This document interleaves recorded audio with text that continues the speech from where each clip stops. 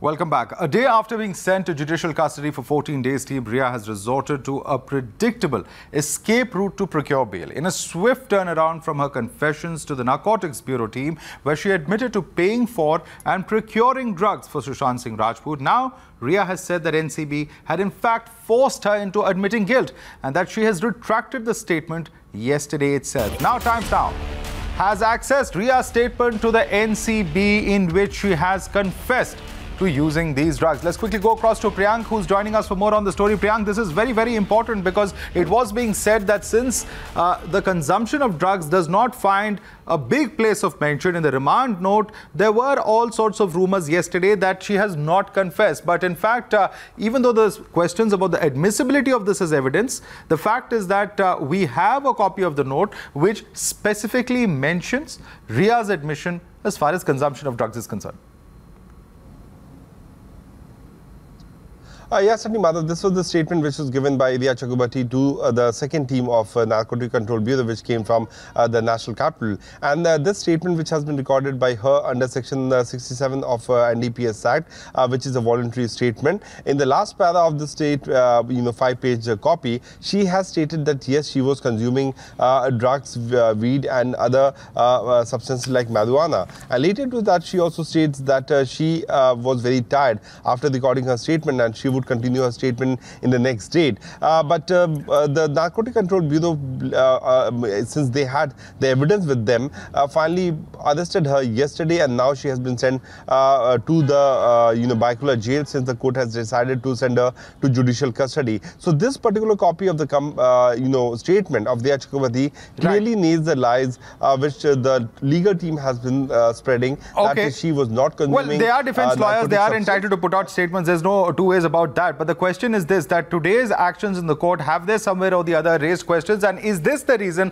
that they've said what they said? Priyank, thanks so much for getting us that exclusive input. Let's quickly go right back to our guests who are with us for more on the story. I'd like to go across to Ketan Vaidya, who's with us. Ketan, the question that will be asked is that when today they go to the court, they are entitled to do that. But when they go to the court and allege that there has been some kind of coercion in terms of what the NCB has questioned Rhea Chakrabarti, is it because of these kind of statements that she herself has given up or has admitted to during the course of the interrogation? That's a question that's bound to be asked.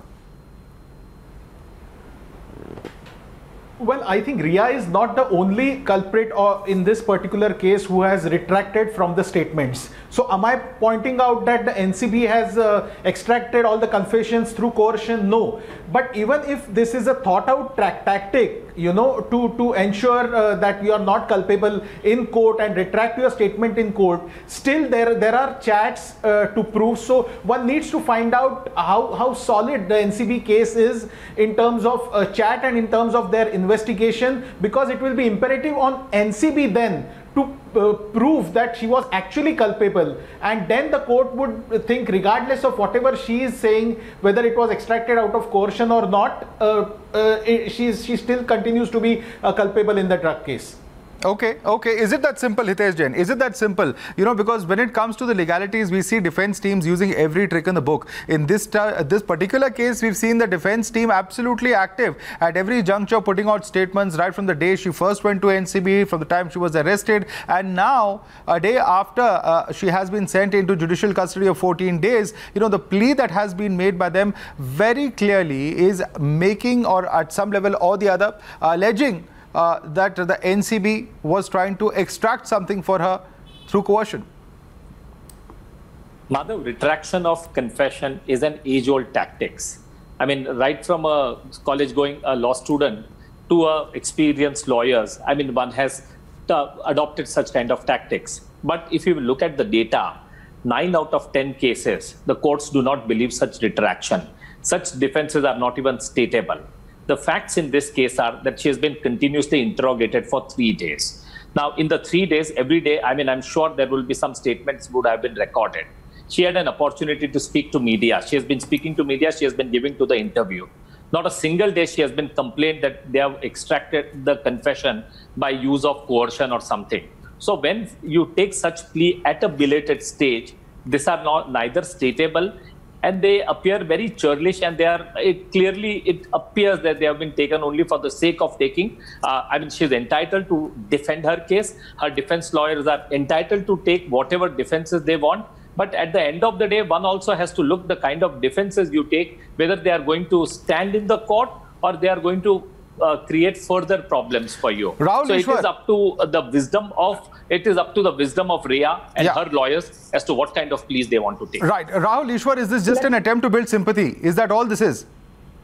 Because clearly there have been so many hypocrisies and twists and turns in Rhea's own versions. That shouldn't become injustice to Rhea. Even Supreme Court on a written order acknowledged the word vilification campaign in Rhea's case. So let us be fair to her. We don't know whether she's wrong or right in the death case and the murder case, not regarding the drug case. But she's being implicated, insinuations, innuendos to her and her family have been there. So let us be more measured. Let us not jump the gun. And Rhea has every right to defend. Please, that's the right of even Asif Ali Qatar. So let us wait, let us be measured, let us wait for the CBI. Right now, there have been many people who have been implicating and branding Rhea in a negative manner, villainizing her and vilifying her in many manners. That's the reason why people are standing up. Not because they are part of the drug lobby, not because they are connected to Dawood Ibrahim. It is out of the simple respect for law and the theory that a person is innocent until proved guilty. That's the core of our law. So let us respect that. Let the court be proven that she is guilty in the other cases. All right. So all let right. us wait in that moment. Okay. I'd like to go across to Shehzad Poonawalla, who has got a credit card in his hand. Yes, Shehzad. What is that? What is the secret that the credit card will reveal? Madhav, you have a credit card, I have a PAN card, and as Anand Ranganathan says, these people have a permanent victim card. So therefore, the lawyer of Rhea Chakravarti, the trend is play the victim card at every opportunity. I never took drugs, do my blood test, ye Sushant druggy tha. I am paying the price of loving a man who was consuming drugs. Maine kuch nahi kiya. Now retracting the statement because it was obviously taken out of a coercion. But the courts are also wrong. The courts are victimizing you. The media is victimizing you. We are vilifying a woman. But when it comes to Kangana, at that time, no. Kangana Ranaut deserved it. So, these people are the past masters of hypocrisy and playing this so-called victim card. I believe that they've taken this on loan from Tehseen Poonawalla and his Mandali, which is also called the Award Wapsi gang, which was playing the victim card so long on the death of democracy. Fascism has come to our country. There is no space for women in this country. Today, all of those have gone out of the window. Okay. The victim card has to be played. All right. Both of you are taking Tehseen's name. I'm going to let Tehseen respond to that. Tehseen, do you have another trump card up your sleeve now? Murder. It is murder. It is murder. Murder of democracy. Everything, it's all right to heckle out here. You not answered two simple legal questions. Question number one, in the earlier, what law did DMC break? Nobody's answered the law. Out here, nobody is answering that isn't the right to remain silent a fundamental right under Article 20, and isn't admission before a police body, or in this case the NCB, not admissible in a court of law? If those are fundamental rights, how is anybody different? Let's talk about the law. Either the law is broken or not broken. In Kangana's case, 2018, this notice was served to her. The BMC did not act because Devendra Fadnavis was chief minister. Okay. Tell me the law that is broken. Okay. It's okay to say coercion. Let's not go back to that. Okay. One at a time. Gentlemen, one at a time, please. One at a time. Yeah. I'm telling you. Yeah, okay. Shehzad, go ahead. Madhav, can you just pull out the statement of Satish? Can you pull out the statement of Satish Manshinde when Rhea Chakravarti was remanded to NCB custody and then sent to the court for getting the judicial custody? Can you take out that statement, please? I'd like it to be played. There, she is okay calling Sushant a druggie. They say that the problem is that she was in love with a drug addict. That is okay.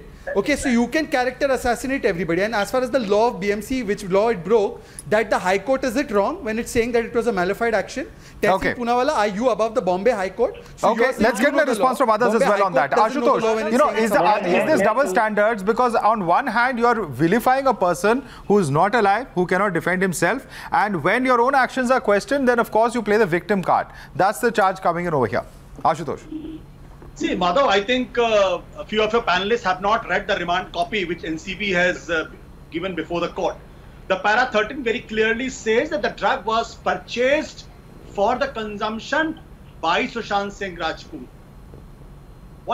This NCB itself clearly says He has not said that. No, it was purchased for Sushant Singh Rajput for the purpose of consumption. I think the grammatical interpretation is a little open over there. But what we are breaking, Ashutosh, and if I can just bring you up to speed with what our reporter Priyank has just broken, is what she has said before the NCB. Now, you can question whether this is admissible in court of law or not. I have no problem with that. But the fact is that she has confessed to using drugs. I used hashed a few times. This is what she has said. I think I should be allowed to speak. Yes, go ahead, sir. I'm just clarifying the point that you are making. Please speak. I know the line of thinking by the Times now, but I am reading verbatim. And please listen to this.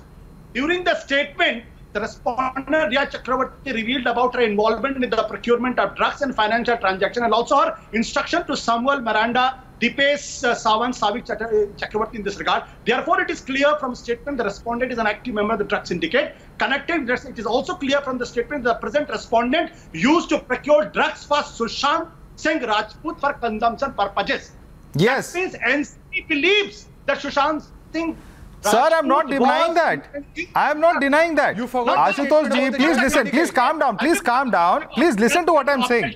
Ashutosh ji, please calm down. 1 minute. 1 minute. Can I please come in here? Madhav, you are walking. Can I please come in here? Talking Tokyo. Sir, Ashutosh ji, please calm down. You're not listening to what I'm saying. Please try to understand what I'm saying. I am saying that she has, over and above this, also made a statement to the NCB, a hard copy of which has been accessed by Times Now, and that's the story that we are breaking. We are not going by the remand copy, sir. We are going beyond the remand copy, what she has told the NCB. Isn't it simple?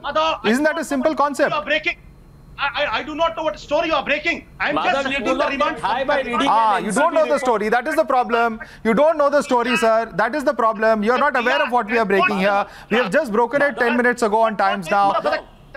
This is sir. I cannot argue for something that you do not know about. But I want to quickly bring in a legal expert over here, Abha Singh. This is somewhere or the other going to raise a question. Because yesterday when the remand copy came out, there were a lot of people who were saying, oh, she has not confessed, oh, this was wrong, stories that were put out were wrong. But it was factually absolutely correct, and we have that hard copy today to actually prove that this was a confession that was made before the NCB. It may not be material to the NCB's investigation. It's their right whether to include it in the remand note or not, Abha Singh. Madhav, these confessions are made under Section 67 of the NDPS Act. Although at times people have retraced their statements and these cases have gone to the Supreme Court. And in one Kanhaiya Lal versus Union of India, Supreme Court did say that the twin tests of voluntariness and truthfulness need to be satisfied. So whether it was voluntary or not, that would be looked into. Whether it was truthful or not, that would be looked into. But let me tell you, an NDPS officer is not bound like a police officer. They can take statements, and statements which are recorded under Section 67 may not hold good for a police, because there you say the magistrate should take, but they have certain powers. So I think Satish Manshinde will have a tough time convincing the court that they were not voluntary. Very important point that you've made over there. It's not the same as the police taking a statement, and Akriti Bhatia, this is where it becomes very important. And this retraction today, or this sort of submission that this was made under duress, that is something that is being done with a very clear plan to try and withdraw from the statement that Riya has already made before the NCB. See, the thing is that we need to point out, people are talking about hypocrisies. I'll tell you what hypocrisies are happening. Hypocrisies are happening when Riya's father, who's an ex-army person, is then the question of nationalism disappears at that point. When Kangana's illegal construction. Madam, does the IPC not apply to those who have served in the army? That happen. If they are leading a civilian life?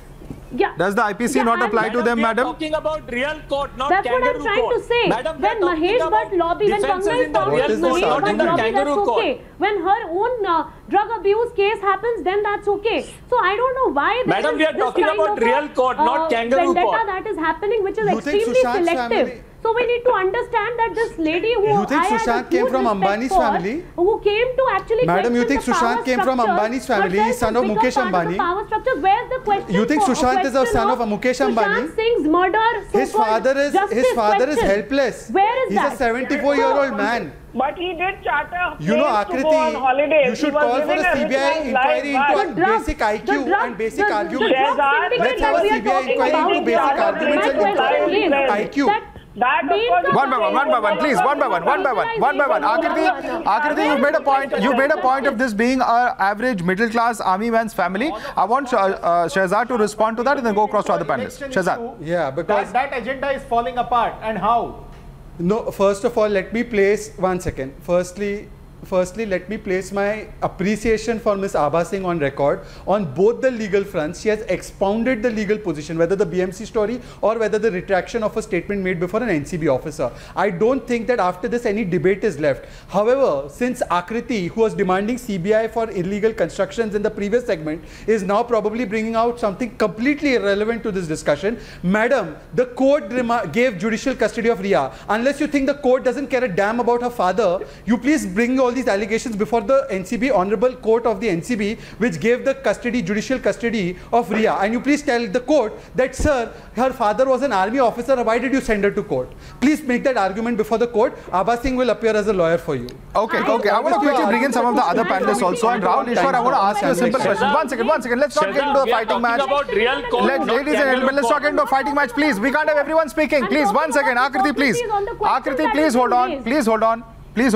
I have a simple question for Rahul Ishwar. Rahul Ishwar, today we see Bollywood personalities coming out and putting out chats that they've had about Sushant Singh Rajput, saying that he's a difficult person to work with. You know, my question is very simple. At this point of time, this is a repeated pattern that is seen. People vilifying Sushant Singh Rajput, who's not here to defend himself. How correct is that, Rahul Ishwar? Madhavji, both sides have been vilifying because unfortunately this has become a disproportionate all-out war. And please remember, for the liberals, Riya is the victim and Kangana is the villain. For our nationalist brothers, Riya is the villain and Kangana is the victim. So it's a proxy war that is going on. The only humble request as an Indian who respects both sides, at least some leaders should intervene and have a sense of proportion in this. Because what today happened is going out of proportion. We can keep the fight to our Twitter wars, we can keep the fight or poking one way or the other. But things are getting out of control and people and real people are suffering causes. Their families are being vilified. So things are getting out of proportion. I hope both will show respect. Sushant ji जो कुछ भी हुआ, पिताजी को अभी जीवन नहीं करा जाए क्योंकि वो अभी हमारा पास नहीं है. इसलिए have a sense of respect. I'm glad that you're saying that nobody should be vilifying anyone. But the fact is this, that Hitesh Jain, somewhere or the other, this vilification campaign is only continuing. It's not ending. You know, even after Riya has been sent into judicial custody, it only continues. And a section of the Bollywood lobby is doing that. Well, I'm surprised that a person who has confessed and now she herself admittedly is trying to retract her confession and then playing the card of victimhood. At the end of the day, you have to make such defenses and such arguments have to be advanced in the real court. I can understand in kangaroo's court, you can speak whatever you like. But in the real court, you have to speak within the four corners of law, and there is something called a rule of law. I mean, on the television debate, it is very, you can use fanciful words and you can use whatever words and the statements you can take. But at the end of the day, you have to see whether those statements have substance and whether they can stand in the court of law. As Abha Singh rightly said about Section 67, voluntarily, truthfully, I mean, all these are the subjects. I mean, they are all, relevant. They are very, there are vital legal issues. Yeah. I am sure people understand the seriousness of the debate rather than just trying to trivialize by playing the victim card. Tehseen, I'm almost out of time, but I'm going to give you a quick last chance to respond to that. Are somewhere or the other legal arguments being forgotten and only emotional pitches being made? I would just request Abha ji and Hitesh to read Noor Agha versus State of Punjab and Nirmal Singh versus Inspector Customs and Ram Singh versus Central Bureau of Narcotics and the judgments there where the Supreme Court has said that they come under the category of police officers and therefore those confessions are not admissible. Now, I don't know how can Supreme Court be interpreted anywhere else differently. I'm quoting the judgment. Okay, all right. On that note, we're completely out of time. Shehzad Poonawalla, Tehseen Poonawalla, Abha Singh, Ketan Vaidya, Akriti Bhatia, Ashutosh, as well as Rahul Ishwar and Hitesh Jain. I'd like to thank all of you for joining us on the debate this evening.